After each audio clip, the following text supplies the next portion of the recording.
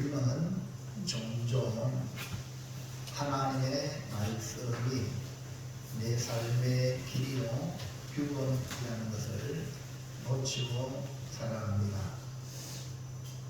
성도이면서 하나님 말씀을 제껴놓고 살아갈 때가 많이 있습니다. 우리는 먹고 살아가기 위해 땀 흘리고 또 돈을 벌어야만 한다고 생각하여 하나님이 주시는 양식이요 하나님의 은혜로 산다는 것을 알지 못할 때가 많습니다. 우리는 날마다 기적 속에 살아감에도 불구하고 하나님의 기적을 믿지 못하고 살아갑니다. 오늘 주시는 본문 말씀을 통하여 하나님의 생생한 언약계의 능력을 바라보고 하나님으로 능력 있는 삶을 살아가는 성도가 되시기를 축복합니다. 예수님을 믿으시면 아멘 합시다.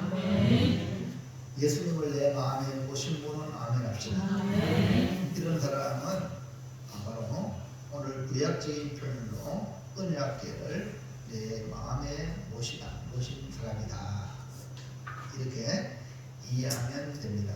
그래서 오늘 말씀의 제목을 다 같이 언약계의 능력. 언약계, 구약적인 표현으로 하나님의 임재의 상징인 언약계, 정극계 또는 법계, 하나님의 계획, 이 다양한 이름으로 사용할 수 있는데 언약계의 능력, 오늘 우리 예수님을 마음에 모시면 그 사람은 능력 있는 사람이다. 이런 의미로 말씀을 잘 이렇게 이해하고 성령님의 지도받으시길 바랍니다. 말씀을 따라 살고 생명의 양식인 만나를 먹고 살고 기적을 체험하며 하나님의 능력을 누리는 삶을 사시기를 축원합니다. 할렐루야. 자, 그러면 첫 번째 양을 보겠습니다. 블레셋 사람들이 하나님의 길을 어떻게 했습니까? 이스라엘과 전쟁에서 승리한 블레셋 사람들은 이스라엘에서 빼앗아 온 언약궤를 자기들의 전리품으로 여기고 승리에 도취하되어 우리 신이 승리했다 하고 돌아오는데요. 이스라엘과 전투에서 모두 이겨 이스라엘 군사 보병 34,000명을 죽이고 또 홈리와 비나스 제사장을 죽이고 하나님의 계획을 빼앗았던 것입니다. 블레셋은 승리의 하루가 하늘을 찌르고 이스라엘의 단식은 땅이 끊이는 한숨으로 절망의 그늘이 짙었습니다. 급기야는 패전의 소식을 듣고 언약궤가 빼앗겼다는 소리를 듣자 엘리 제사장은 앉아있던 의자에서 뒤로 넘어져 뭉개져서 목이 부러져 죽었습니다. 비나스의 아내는 임신하여 해산할 때쯤 되어 하나님의 계획을 빼앗긴 것과 또 그의 시아버지가 죽었다는 것과 남편 비나스가 죽었다는 소식을 듣고 갑자기 배가 아파서 해산하고 본인도 죽어갈 때에 아들을 낳았습니다. 그런데 아들을 낳은 기쁨은 사라지고 이스라엘에게 하나님의 영광이 떠났다는 이름으로 그 아들의 이름을 이가봇이라고 이름을 지어주고 죽습니다. 이스라엘은 완전히 초당집이 되었고 블레셋은 잔치집이 되었습니다. 이런 상황에 블레셋 사람들이 하나님의 계획을 어떻게 했느냐? 1번 에벤에셀에서부터 아스돗으로 가지고 갔다. 네, 에벤에셀에서부터 아스돗으로 가지고 갔습니다. 전쟁에서 승리한 이 블레셋은 이스라엘의 신이라고 믿는 언약궤를 빼앗아 에벤에셀에서 아스도스로 가지고 옵니다. 1절 말씀 볼까요? 시작. 블레셋 사람들이 하나님의 궤를 빼앗아 가지고 에베셀에서부터 아스도스에 이르느니라. 예. 그 지도가 있습니다. 지도를 보면 위에 있는 지도는 잘 보입니까? 실로 출발이 언약궤가 있던 실로에서 전장이는 에베네셀에서 전투가 벌어졌죠. 그래서 이제 아스도드라는 곳으로 갔습니다. 이것이 뭐냐면 밑에 지도를 보면 또 지중해 연안에 있는 이 지역이 바로 블레셋 지역입니다. 블레셋 나라의 지도입니다. 그러니까 블레셋의 주요 도시인 아스도스에 언약궤가 갔다 이 말입니다. 그럼 이 에베네셀은 바로 우리 잘 아는 대로 도움의 돌입니다. 이것은 사무엘이 블레셋과의 전쟁에서 승리를 주신 하나님께 감사하고 승리의 기념비를 세운 것으로 하나님께서 여기까지 도우셨다. 신앙의 성지이기도 합니다. 그러나 홈리와 비나스는 오로지 장로들의 뜻에 따라 하나님의 뜻이 무엇인가를 생각해야 되는데 장로들의 뜻에 따라 실로에 있던 언약궤를 가지고 와서 언약궤를 앞세우면 승리한다고 생각하여 가지고 왔던 현장입니다. 에베네셀이. 그러나 하나님의 도움을 전혀 받지 못하고 도리어 전쟁에 패하고 언약궤마저 빼앗겼던 이 지역 에베네셀이 되고 말았던 것입니다. 그러면 아스돗은 지중해 해안에서 약 4km 떨어진 곳인데 가사와 యొ빠의 중간쯤 있습니다. 이 아스돗은 블레셋 주요 도시 5개 가운데에 이 거짓의 신인 다곤에 대한 숭배가 행해진 이 블레셋의 종교 중심지입니다. 동시에 블레셋 사람들이 빼앗아간 이스라엘의 이 언약궤를 처음 두었던 도시입니다. 블레셋이 승리에 도취되어 언약궤를 빼앗아 자기들이 믿는 다곤의 신전에 두었습니다.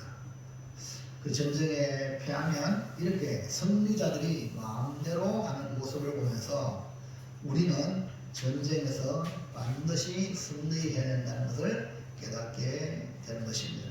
2번을 볼까요? 다곤의 신전에 들어가서 다곤 곁에 두었다.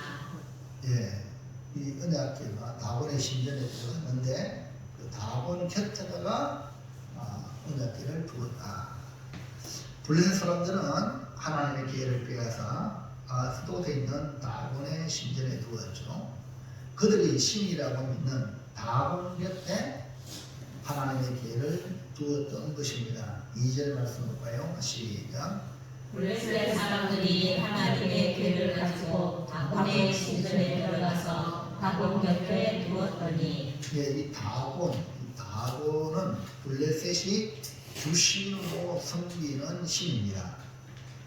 이 블레셋은 아까 지도 봤지만 지중해 연안에 있기 때문에 해양 민족입니다. 그래서 이 블레셋의 이 주신 다곤은 바다의 신으로 알려져 있습니다. 그러나 실제로는 이 농사의 신이고 바다와 관련해서 지혜의 신이라고 말합니다. 또 다곤은 물의 신이라고 하는데 좀 더 정확하게 말하면 물고기의 신이다. 여기 보면은 여러분 물고기 모양 보입니까? 네. 예. 여러분 인어공주 혹시 아세요? 이름이 다 여기서 나왔어요. 예? 반쯤은 고기, 반쯤은 사람. 예? 다 이런 신화에서 나온 겁니다. 아모리 족속들은 이 풍요의 신을 여겼고 또 물고기 형상인데 물고기 형상이잖아요. 그럼 바다에 대한 어떤 고기를 잡는 것으로 생각하는데 이 동물이라는 단어로 이 다곤이라는 말은 동물이라는 단어에서 파생된 것입니다. 다시 말하면 물이 아닌 농업과 관련된 그런 말이죠. 다곤은 동물을 의미하고 히브리어로는 다간이라고 말합니다. 이거 역시 곡식을 말하는 겁니다. 그러니까 풍요의 신으로 여러분 앞으로 나오겠지만 바알, 이 바알, 바알의 아버지로 알려진 것이 바로 이 다곤이라는 거죠. 이것이 해양 민족인 이 블레셋에 전해지면서 농업의 신이 물고기의 신과 결합하게 되어 인어로 상반신은 사람이고 하반신은 물고기 형태를 지닌 것입니다. 이로 인해 여러분 우리가 뭐 전해오는 이런 이야기, 하늘은 옥황상제 많이 들어봤죠? 바다에는 용왕 이런 들어봤죠? 이것이 이렇게 발전해서 이제 바다에 뭡니까? 사람을 제물로 드리면 그 용왕이 사람의 제물을 원한다. 해가 이런 잘 알지만 신천전 보셨죠? 네. 이런 일들이 다 이런 신화에서 나와서 그렇게 된 것입니다. 이렇게 하나님의 교회를 바로 이런 다곤 신전에 두었다는 것은 전쟁에서 승리하여 전리품을 자기들의 신전에 두는 행위로 상대편 신을 굴복시켰다는 뜻으로 이스라엘의 신을 포로로 삼았다는 상징적인 행위입니다. 그래서 사울이 블레셋에 패할 때도 블레셋 사람들이 사울의 갑옷을 벗겨서 자기의 신전에 두었죠. 사울은 이스라엘의 임금이잖아요. 자, 역대상 10장 10절. 사울의 갑옷을 그들의 신전에 두고 그의 머리를 다곤의 신전에 앉으라. 네, 사울을 이제 사울 왕이 블레셋 전쟁에 피했을 때에 이 블레셋 사람들이 사울의 갑옷을 신전에 두고 그다음에 그 머리를 다곤의 신전에 달았다 이렇게 말하겠죠. 블레셋이 삼손을 잡았을 때 역시 그들은 너무 기뻐가지고 다곤 신에게 제사를 드렸습니다. 사사기 16장 23절. 블레셋 사람의 방백들이 이르되 우리의 신이 우리 원수 삼손을 우리 손에 넘겨주었다 하고 다 모여 그들의 신 다곤에게 큰 제사를 드리고 즐거워하고. 이렇게 블레셋 사람들이 잡아온 이 삼손을 두고 자기의 신인 다곤을 찬양합니다. 왜? 우리의 신이 삼손을 넘겨주었다 이렇게 생각하니까 다곤 신에게 찬양하고 또 삼손으로 하여금 제주를 부리고자 불러내어서 삼손을 두 기둥 사이에 세웠던 것입니다. 삼손이 제주를 부리다가 마지막에 자신의 비참함, 눈도 다 빠졌잖아요. 정말 하나님 앞에 사사로 쓰임 받았는데 이런 비참한 자기 자신을 회개하면서 하나님께 기도합니다. 하나님, 이 블레셋의 원수를 한 번에 갚게 해달라고 기도하여 그 기둥을 껴안고 함께 죽기를 원하여 힘을 다하여 몸을 굽혀 기둥을 무너뜨려 그 집이 무너져서 삼손이 살아있을 때의 원수를 해친 것보다 그 마지막에 더 많은 사람을 해치었다. 이런 기록이 있습니다. 이 다곤의 신이 삼손이 믿는 하나님 앞에 아무것도 아님을 그는 증명했던 것입니다. 그런데 세월이 흘러서 그런지 역사를 잊어서 그런지 여러분 역사를 잃어버리면 역사는 반복됩니다. 그 때문에 역사를 통하여 우리는 교훈을 받아야 됩니다. 여러분 성경은 영원한 역사까지 이어지는 것이기 때문에 말씀을 통하여 교훈을 잘 받으시기 바랍니다. 근데 이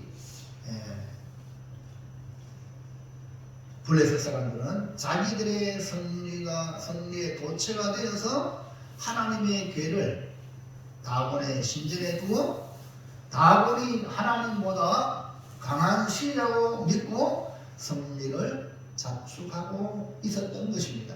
자, 둘째로 볼까요?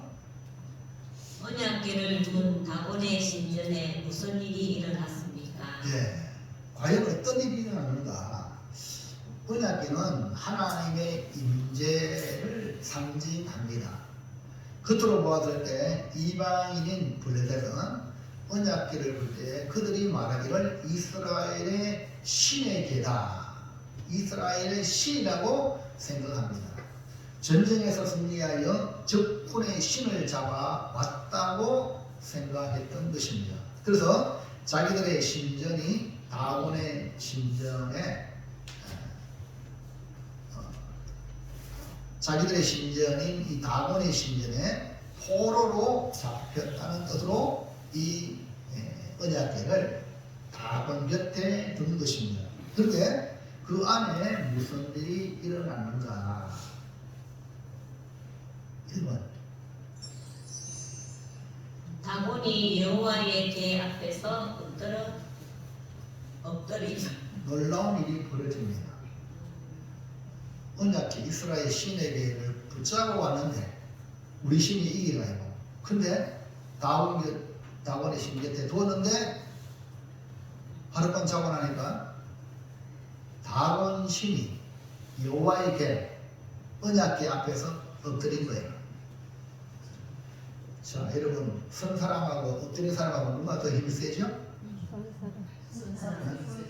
예, 언약궤는 가만히 있고 다곤이 그 우상인데 엎드리신 거예요. 놀랍죠? 여러분 오늘 이 말씀을 통해서 우상이 얼마나 허무한가, 하나님 앞에 아무것도 아닌 것을 여러분이 깨달으시고 여러분이 믿는 하나님이 얼마나 대단한 것을 깨달아서 어깨를 쫙 펴시기 바랍니다. 할렐루야. 놀라운 일이 벌어질 겁니다. 아스돗 사람들이 승리의 도체가 되어 이스라엘의 신의 궤인 언약궤를 잡아왔는데 아침에 일찍 일어나 보니 자기들이 믿는 신이 이 다곤이 이스라엘의 신 앞에 엎드린 거예요. 전하는 모습입니다. 5장 3절. 아스돗 사람들이 이튿날 일찍 일어나 먼저 다곤이 여호와의 궤 앞에서 엎드려서 그 얼굴이 땅에 닿았는지라 그들이 다곤을 일으켜 다시 그 자리에 세웠더니 이상하다 이렇게 생각하고 그 다곤을 일으켜 세웠다는 거죠. 다곤이 엎드러져 그 얼굴이 땅에 언약궤 앞에 땅에 닿았다. 이것은 주인 앞에 종이 엎드리는 거고 군왕 앞에 신하가 엎드리는 거고 또 신 앞에 사람들이 경배할 때의 자세를 말하는 겁니다. 이것은 또 다른 의미로 항복합니다. 오늘 여러분 예배는요 하나님께 항복합니다 하는 의미가 예배입니다. 그 여러분 교회 와서 하나님 앞에 항복합니다. 하나님께 경배한다는 것은 하나님께 항복합니다. 주여 말씀하시옵소서 내가 순종하겠나이다. 이런 자세가 예배자입니다. 아멘입니까? 자기들의 이야기하는 게 아니고 주님이 말씀하시면 그 말씀을 이루어드리겠습니다 하는 그런 경배의 자세입니다. 이것이 바로 이 다곤신이 바로 언약궤 앞에 항복했다는 이런 의미이죠. 이거는 하나님이 강제로 그렇게 하신 거예요. 이거를 아스돗 사람들 다곤신을 믿는 그들에게 십천각 교육을 하고 있는 것입니다. 아스돗 사람들은 이것을 알지 못하고 이상이 얘기하고 그냥 다시 다곤을 이렇게 있던 자리에 세웠습니다. 그러나 이 사건은 하나님의 분명한 신호임에도 불구하고 알지 못하는 아스돗 사람들. 오늘 여러분 이것이 성경에 기록되어 있는데 오늘 여러분도 성경 말씀을 들으면서 아스돗 사람처럼 되면 그 뒤에는 재앙이 따라옵니다. 그 여러분 빨리 영적인 지혜가 있길 바랍니다. 하나님이 이렇게 위대하시구나 깨달으시고 하나님만 경배하시길 바랍니다. 그래서 하나님이 우상보다 우월하다는 것을 깨닫고 하나님을 하나님으로 대우하는 신앙생활을 하시기를 축복합니다. 자, 2번. 다곤의 머리와 두 손목이 끊어짐. 그리고 다시 이 아수르 사람들이 깨닫지 못하니까 다곤 신당을 다시 세워놓으니까 그 다음날 또 하나님께서 다곤의 머리와 두 손목이 끊어지게 만드는 거예요. 아수르 사람들이 하나님의 행하신 이 놀라운 일을 알지 못할 때 그 이튿날 그 강력한 모습으로 보여줍니다. 4절 보세요. 시작. 그 이튿날 아침에 그들이 일찍 일어나 본즉 다곤이 여호와의 궤 앞에서 또다시 엎드려져 얼굴이 땅에 닿았고 그 머리와 두 손목은 끊어져 문지방에 있고 다곤의 몸뚱이만 남았더라. 예. 예, 그림을 뭐 잘 그리지 몰라도 언약궤 앞에 다곤이 완전히 이렇게 하나님은 무지한 사람들에게 또다시 하나님의 엄중한 심판을 보여줍니다. 이거는 어떤 사람이 한 것이 아닙니다. 여러분 하나님 안 보이니까 하나님에 대해서 여러분이 신뢰하지 못하고 그런 분들이 많이 있어요. 지금 저렇게 한 분이 누구죠? 하나님 역사입니다.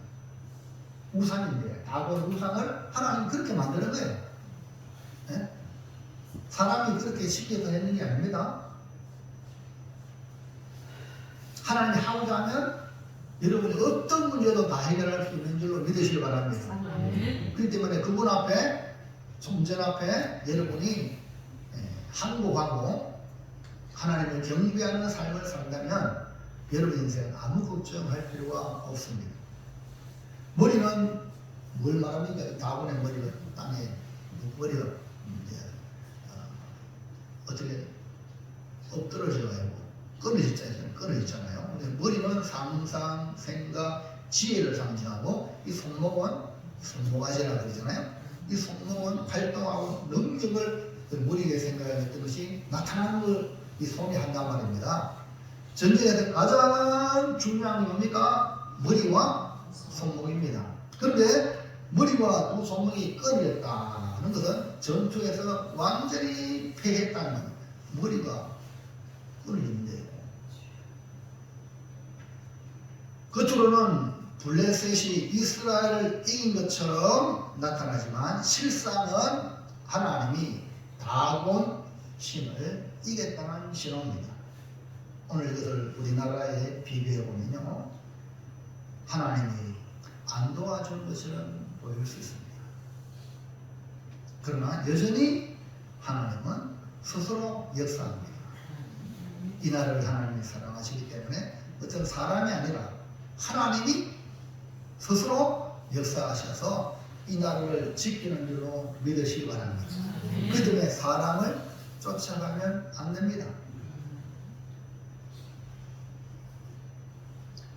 문지방에 있다는 것은 문지방에 사는 이 당시에 문지방에 잡신들이 산다는 거예요. 그러니까 이 다곤이 잡신들에게 도움을 요청하는 그러한 모습을 연출시킨 겁니다. 다곤 신전에 문지방을 넘나드는 사람들에게 다곤 신의 무능력함을 똑똑히 보여줌으로 경멸을 받게 하기 위한, 다곤 신이 아무것도 아니네, 이렇게 깨닫게 하기 위함이죠. 하나님은 블레셋 사람들에게 그들의 신이라고 믿는 다곤이 아무것도 아니라는 것을 확실히 보여주고자 했던 것입니다. 3번. 다곤의 문지방을 알지 아니함.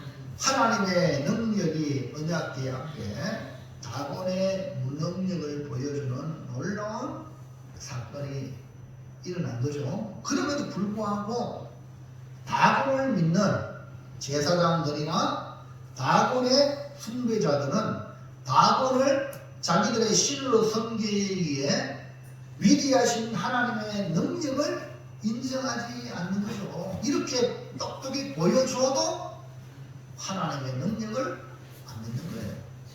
자, 5절 시작. 그러므로 다곤의 제사장들이나 다곤의 신전에 들어가는 자는 오늘까지 아스돗에 있는 다곤의 문지방을 밟지 아니하더라. 그러니까 쉽게 말하면 언약궤가 하나님의 그 궤, 이스라엘의 힘의 궤가 진짜 위대하다 이렇게 인식을 했는데 아직까지 인식을 하지 못하고 다곤만 의심하는 겁니다.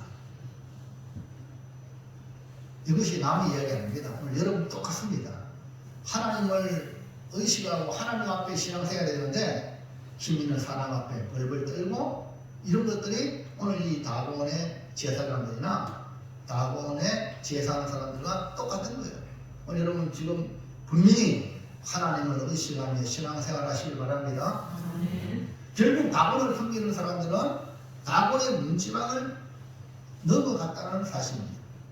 다곤의 숭배자들이 이처럼 다곤의 신당에 문지방을 밟지 않고 피해 넘어간 이유는 다음과 같습니다. 먼저는 그들이 숭배하는 이 다곤의 신상의 머리와 손이 일시에 놓여져 있었던 것이기 때문에 그것이 심성시했던 겁니다.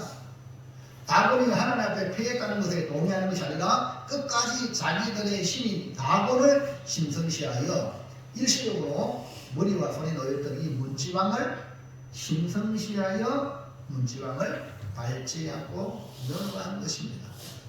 그 다음은 다곤 신도 보호를 요청하는 만큼 이 문지방 밑에 있는 잡신들, 그 귀신들이 성나지 않도록 하기 위해서 그렇게 한 겁니다.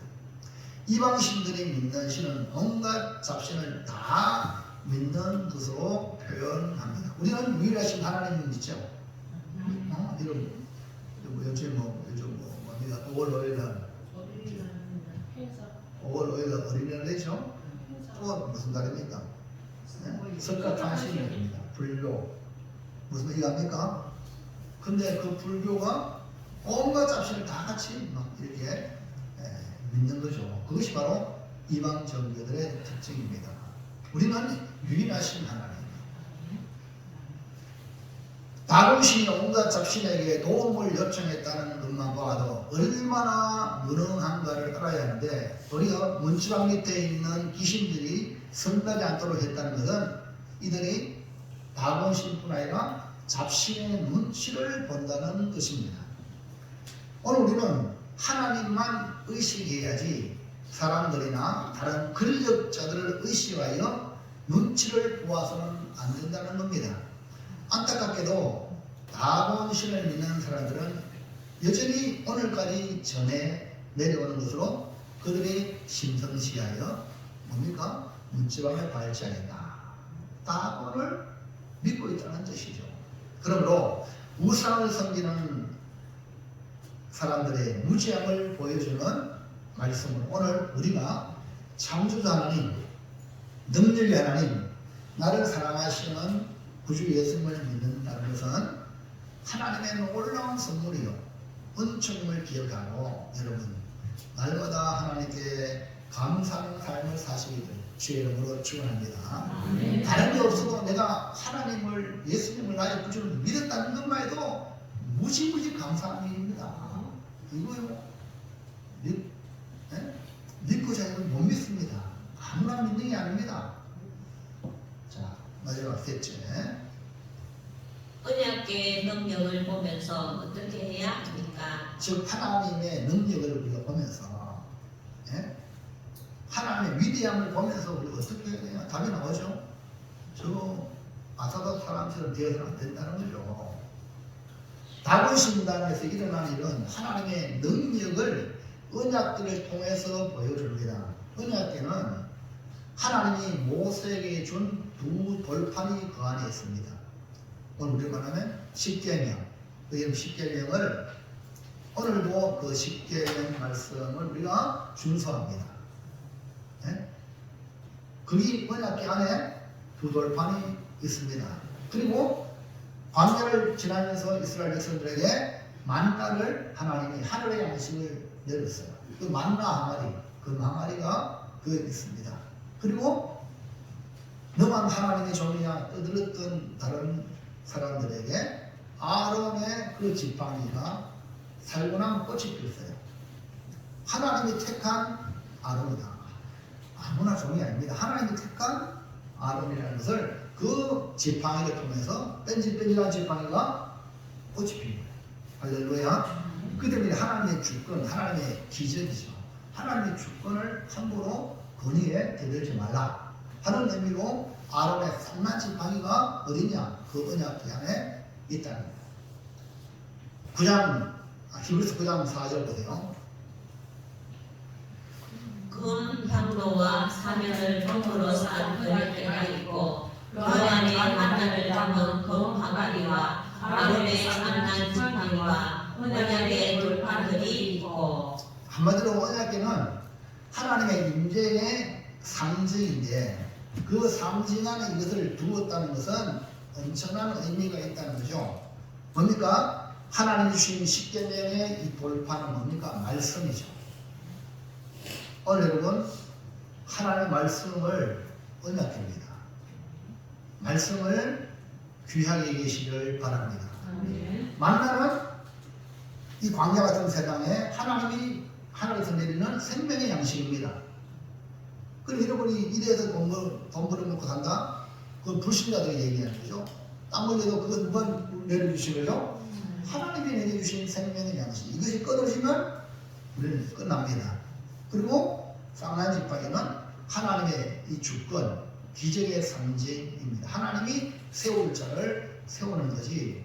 뭐 지금은 민주주의니까 국민들이 투표를 하는 거잖아요. 그럼 우리는 어때요? 하나님이 세웠다. 이해하시면 안전합시다. 이것이 하나님의 주권이죠. 우리가 믿는 하나님은 이렇게 진리의 말씀으로 우리의 삶의 방향을 제시하고 생명의 양식이 되고 그 다음에 기적의 사건이 되어서 하나님이 이끌어간다. 인도하신다. 하나님이 주권이 있다. 그래서 우리는 신본주의. 언약궤는 하나님이 함께 하시며 하나님의 능력입니다. 그러면 우리가 언약궤의 능력을 보면서 우리가 어떻게 해야 되냐? 1번.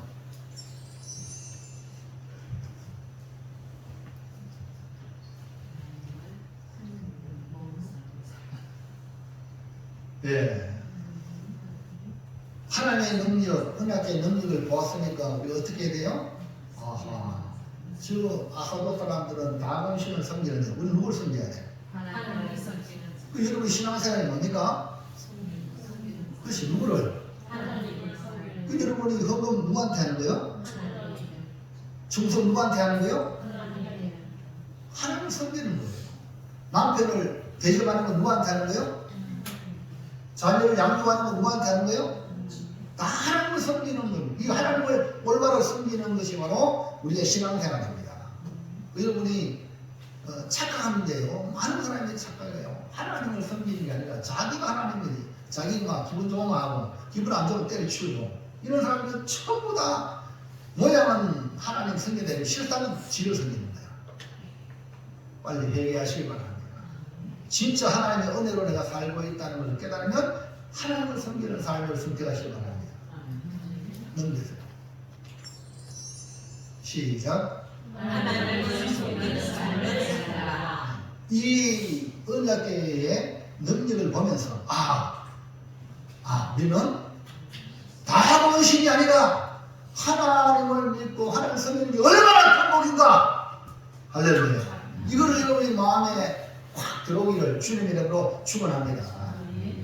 우리는 블레셋에 빼앗겨 다곤신단이 두었던 언약궤의 능력을 보았습니다. 비록 빼앗겼지만 겉으로 봤을 때는 졌다는 것처럼 보이죠? 하나님의 능력이 사라졌든지 아니면 빼앗겼기 때문에 무능한 것처럼 보입니다. 그러나 절대 그렇지 않습니다.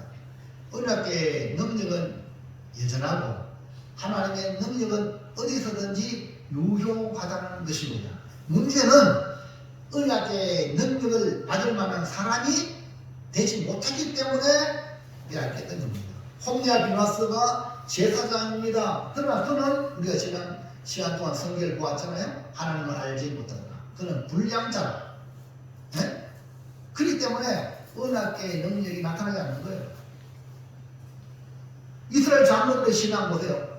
그들은 언약계를 이용하려고, 언약계가 없으면 우리가 전쟁에 승리한다, 이런 종교, 잘못된 종교심이기 때문에 언약계를 블레셋에 빼앗기고, 언약계는 하나님의 임재에 삼기면 하나님을 섬겨야 되는데 하나님을 이용하는 거예요. 오늘 여러분, 우리 교회 안에도, 한국 교회 안에도 하나님을 이용하는 수많은 장사꾼들이 있습니다. 얼마나 위험한지 몰라요. 오늘 우리가 언약계의 능력을 보았다면 우리에게 있는 언약계를 빼앗기지 않도록 해야 합니다. 우리의 신앙생활을 지탱하는 이 성경, 하나님의 말씀이죠. 그리고 예배, 그리고 우리의 삶이 하나님의 능력이 된다는 것을 기억하고 여러분 소중히 여기며 우리가 지켜야 할 신앙임을 잊지 마시기를 바랍니다. 그래서 우리 주일을 성수하는 겁니다. 주일을 지키는 겁니다. 이것이 뭡니까? 우리에게 있는 신앙의 언약입니다. 네? 이거 안 그렇게 하면 하나님이 이제 주일도 필요 없는, 주일도 못 지키는 환경을 만들어 갑니다. 지난번에 경험했지 않습니까? 코로나. 앞으로 우리가 하나님의 어떤 모습이냐에 따라서 앞으로 세력들이, 건세 잡은 자가 어떤 자가 나올지 몰라요. 저희 북한의 김정은 모양으로. 네? 합법적으로 우리의 신앙을 지키지 못하도록 만드는 환경이 되어 있는 건 어쩌겠어요. 교회가 지금은 자유롭지만 앞으로 교회가 없어지는 그런 환경으로 갈 때 우리 신앙을 교회가 없애고 지킬 수 있는 믿음을 가져야 돼요.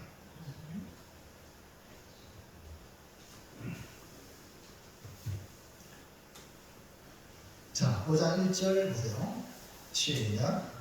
블레셋 사람들이 하나님의 궤를 빼앗아가지고 에베네스에서부터 아스돗에 이르니라. 예배 빼앗아 갑니다. 교회 빼앗아 갑니다. 북한은 지금 보십시오. 다 빼앗아 갔어요.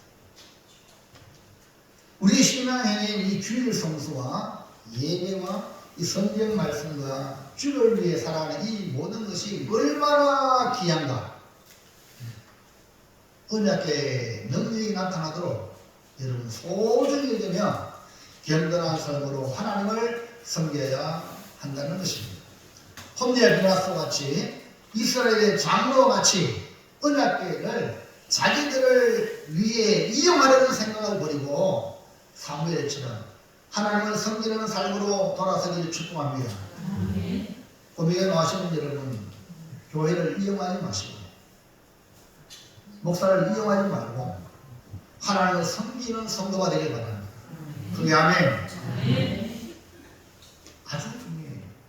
이거 빨리 정리가 안 되면 여러분 신앙생활 하는 게 아닙니다. 그러므로 하나님의 능력인 언약궤를 빼앗기지 않도록 우리의 신앙생활을 가장 가치 있는 것으로 여겨서, 그래서 예배가 가치입니다. 예배가 얼마나 귀한가, 가치 있다는. 그러니까 다른 거 다 포기하고 아이고 주일날 일요일날 나오면 2배로 돈 줄게요. 지금 여러분 그러잖아요. 세상에도 그렇게 1.5배 더 줍니다. 밤에 야간을 자면 1.5배 줘요. 밤에는 자야 되는데 야간하면 더 줘요. 공휴일날 주일날 같은 더 돈 줄게. 그럴지라도 단호하게 이 예배의 언약들을 지켜야 됩니다. 아멘입니까? 주일에 이 성수를 이게 되어야 우리가 계속 자유함의 신앙생활을 할 수 있다. 2번.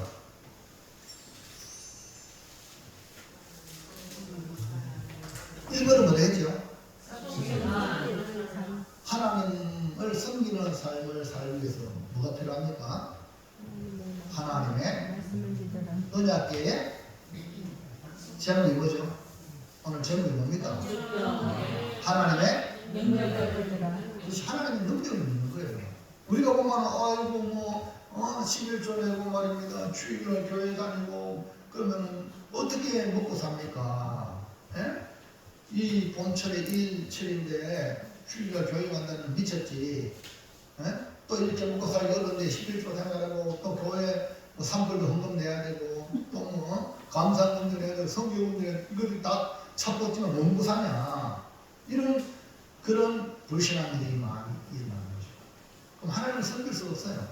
그러나 하나님의 능력을 믿으시기 바랍니다. 믿음으로 주의를 성수하고 믿음으로 헌금생활하시기 바랍니다. 그리고 충성하는 것도 믿음으로 하시기 바랍니다. 다 내 믿음대로 될지어다. 누가 뭐 목사님의 말에 그래 새끼가 했지만 내가 뭡니까? 이런 소리 하면 안 됩니다. 여러분 믿음으로 하시기 바랍니다. 그게 아멘. 누가 책임져요? 하나님께서 우리의 믿음 보고 내 믿음대로 될지어다. 넘어가세요. 우리가 설명해서 딱 넘겨야지. 오케이? 하나님의 능력을 믿어라. 하나님을 섬기는 삶을 살려면 언약궤의 소중함을 발견하고 하나님의 능력을 믿어야 합니다. 이스라엘 사람들은 하나님의 임재가 있는 언약궤를 자기들을 위해 이용했습니다. 언약궤는 하나님을 섬길 때 능력이 나타납니다. 블레셋 사람들은 자기들의 이스라엘을 이기기 때문에 자기들의 신인 다곤이 승리했다고 생각했습니다. 다곤이 하나님보다 더 능력이 있다고 생각했기 때문에 언약궤를 다곤 신당에 두었고 다곤 곁에 두었던 것입니다. 그들은 언약궤의 능력을 무시했던 것입니다. 그러나 언약궤는 하나님의 능력입니다. 예배는 하나님의 능력입니다. 말씀 순종은 하나님의 능력입니다. 할렐루야. 여러분이 믿음 생활하는 것이 뭡니까? 하나님의 능력이라는 거죠. 사무엘상 5장 3절. 아스돗 사람들이 이튿날 일찍이 일어나 본즉 다곤이 여호와의 궤 앞에서 엎드려져 그 얼굴이 땅에 닿았는지라. 그들이 다곤을 일으켜 다시 그 자리에 세웠더니 다곤 신이 여호와의 궤 앞에 엎드려졌습니다. 얼굴이 땅에 닿았습니다. 이것은 다곤 신이 하나님 앞에 종으로 신하같이 경배하는 사람같이 되었다는 겁니다. 여기서 하나님이 우리에게 말씀하시는 것이 무엇인가를 살피면 하나님의 능력이 나타났다는 것입니다. 다시 말하면 하나님에게 능력이 있다는 것입니다. 그러므로 능력이 부족해서 우리가 못할 때가 많이 있잖아요. 그러니까 능력이 크신 하나님께 나오시기를 바랍니다. 이것을 깨닫지 못하면 여전히 자기들이 섬기는 이 아스돗 사람들은 다곤의 신을 의지하며 다곤의 신 우상을 의지하니까 나중에 하나님의 심판을 자초하고 오후에 나타납니다. 못 깨달으니까 하나님의 심판이 오는 겁니다. 그러면 우리는 하나님의 능력을 믿고 우리의 모든 문제를 능히 해결하시는 하나님께 믿고 맡기는 거예요. 할렐루야. 믿고 맡기는 삶을 살아가시기를 축원합니다. 그래서 하나님의 능력을 여러분 신앙생활하면서 경험하시길 바랍니다. 그래야지로 어떻게 믿음의 성장이 되는 겁니다. 마지막 3번. 하나님을 대우하라 했어요. 하나님 어떻게 대우해야 됩니까?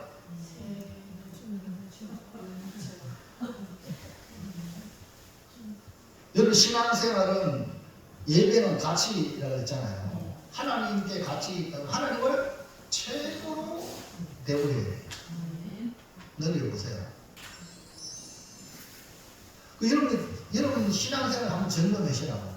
점검하시면 지금 하나님을 내가 최고로 대우하고 있는가? 아니면 찔끔찔끔, 아니면 남아 도는 가지고. 여러분 자신을 한번 돌아보시기 바랍니다. 하나님은 아들을 독생자를 우리를 위해서 주셨는데 우리는 하나님께 어떻게 대우하고 있는가? 언약궤의 능력을 보았다면 우리는 우리가 믿는 하나님의 위대하심을 알게 된 것입니다. 와, 다운 그 우상이 말이야 엎드러지가 아니고 언약궤 앞에 굴복했다. 이걸 지금 우리가 성경을 통해 보았단 말입니다. 하나님의 위대하심을 발견하세요. 다윗 신당에서 일어난 일들을 보면서 세상의 신은 하늘 앞에 꼼짝 못하는 존재라는 것을 알 수가 있습니다. 우리가 믿는 하나님이 최상의 신이라는 거죠.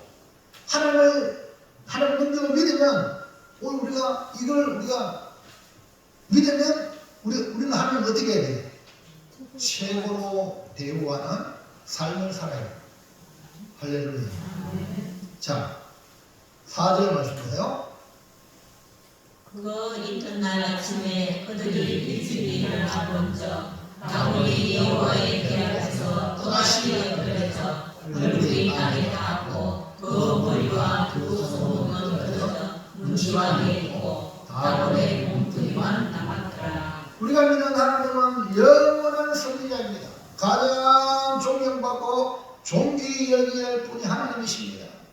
하나님을 하대했던 이 아스돗 사람들 다곤 신당에서 여전히 위대하신 하나님을 두 번씩이나 보여 주었음에도 불구하고 언약의 능력을 보았음에도 불구하고 그들은 다곤신 밖에 없는 거예요.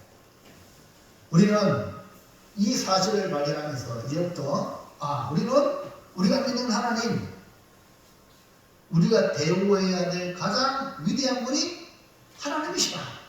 그래서 우리나라 대한민국이 옛날에 다른 종교를 많이 믿었는데 기독교가 들어옴을 인하여서 참신 하나님을 발견했다. 그래서 우리 주님을 잘 믿어가지고 지금 우리나라가요 80년 해방 후 80년 됐잖아요. 80년 만에 지금 우리나라가 세계 10위에 도달했잖아요. 이렇게 문제가 많은데도 불구하고 하나님의 은인들은 있습니다. 그래서 여러분 우리가 하나님께 예배하는 예배가 사람들이 이해를 못하지만 이것이 하나님이 우리에게 복 주시는 축복의 통로입니다. 우리는 교회를 소중히 여기시기 바랍니다. 언약궤를 소중히 여기기 바랍니다. 이것을 하나님은 하나님의 사람을 보내어 엘리에게 직접 말씀을 하셨어요. 이미. 자, 사무엘상 2장 30절 시작. 나를 존중히 여기는 자를 내가 존중히 여기고 나를 멸시하는 자를 내가 경멸하노라. 이 너무 중요해요. 여러분 신앙생활을 하나님을 존중히 여깁니다. 복을 받는 사람과 받지 못한 사람의 특징은 하나님을 존중히 여기느냐 하나님을 멸시하느냐. 예배 시간에 보면 자세가 딱 나와요. 하나님께 예배하는데 하나님께 존경하는 마음으로 예배를 드리는 사람은 하나님 그를 존중히 여깁니다. 그러나 예배의 자세가 하나님 앞에 하나님 멸시하는 것으로 보면 하나님이 그를 경멸한다는 겁니다. 행한 대로 걷는다.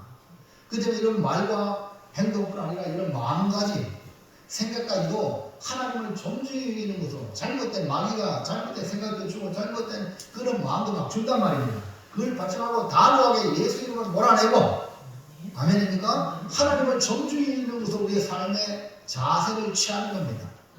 이것이 여러분이 하나님이 여러분을 존중히 여기는 길이죠. 왜냐하면 하나님은 자기를 존중히 여기는 자를 찾으십니다. 여러분도 보세요. 여러분 어디 가서 대우받고 싶어요? 아니면 멸시받고 싶어요? 여러분 다 어디 가든지 사람들한테도 그러면 나도 상대방에게 그러잖아요. 성경은 뭡니까? 먼저 대우해 주라. 우리 기독교는 먼저 대우받고 싶어하는 그 마음을 어떻게 해요? 먼저 대우해 주라.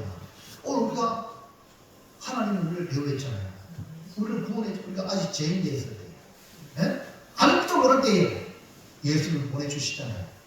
할렐루야. 그리고 오늘 우리가 하나님을 대우하는 건 이제 깨달으니까 하나님을 대우. 여러분 다윗을 만나면 내 마음에 합한다고 했죠. 왜? 다윗은 하나님을 존중히 여기기 때문에 그래요. 위대하신 하나님의 능력을 경험한 사람들은 모두 다 하나님을 존중히 여기다는 거야. 그러니까 우리의 생각과 우리의 마음에 하나님을 최고로 대우하는 은혜가 있기를 주님의 이름으로 축복합니다. 우리의 말과 행동에서 하나님을 최고로 우대하는 삶의 습관이 있기를 축복합니다. 바로 한나가 하나님의 위대한 역사 속에 사무엘이라는 아들을 얻게 된 그 계기가 아들 없어서 교회에 와서 오늘 말하면 성경에 와서 통곡하며 기도합니다. 그런데 엘리 제사장이 야, 이 여자야 왜 대낮부터 포도주에 취해가 있느냐, 포도주 끊어라. 근데 시험 안 들었어요. 오늘 여러분 잘 들으세요. 시험 든 사람 많죠? 한나는 시험 들지 않고 그게 아닙니다. 내가 원통에 하나님께 기도 그러냐? 네가 네 소원대로 될지어다. 하여 엘리가 축복했는데 그걸 계속 받아가지고 종에게 이 종에게 은혜 있길 바랍니다 하고 그 말씀을 축복을 듣고 가는 거예요. 오늘 여러분 이해가시면 아멘. 하나님을 존중해야 거기 이해가십니까? 그러니 하나님 눈에 안 보잖아요. 그리고 어떻게 자녀는요 부모 말을 존중해요. 자식이 부모를 함부로 하면요 그 자식은요 안 됩니다. 될 수가 없어요. 부모 말을 귀중히 여기는 그 자식은 보자 하나님 그에게 복을 준다 했잖아요. 학교 가서 선생님 말씀을 기도 못하는 학생들은 잘 될 수밖에 없어요. 교회에 와가지고 목사님의 지도를 잘 받는 성도는 잘 될 수밖에 없어요. 하나님이 그를 세워준다는 거죠. 이 원리를 깨달으시기 바랍니다. 그 하나님을 존중해야 되는 거. 근데 누구나 다 존중을 받고 싶죠. 근데 무시를 당하고 업신명을 당하는 이유가 내가 먼저 상대방을 그렇게 했기 때문이라는 것을 발견하고 혹시 여러분 누구한테 무시당했다면 자기를 돌아보시기 바랍니다. 자기를 돌아보고 회개하고 이제부터 다른 사람을 소중히 여기는 삶의 습관을 가지길 바랍니다.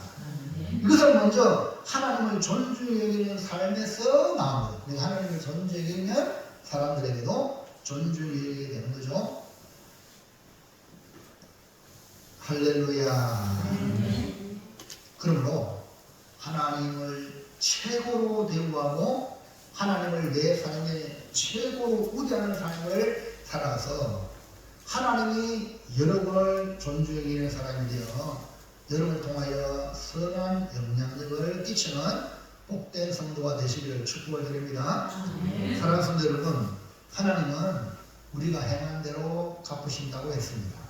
위대하신 하나님을 섬기는 사람이 되고 하나님의 능력을 믿고 하나님을 내 생에 최고로 우대하고 대우하는 삶을 살아서 은혜의 능력이 내 삶에 나타나 높임을 받는 복된 삶을 사시기를 축복합니다.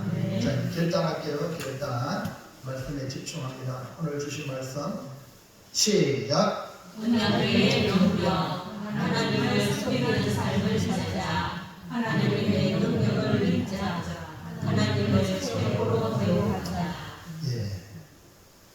섬능체, 섬기는 능력이 최고다. 이렇게 이해하셔가지고 배우면 됩니다. 하나님을 섬기는 삶이 능력 있는 삶이다. 그 다음에 하나님이 능력을 믿자.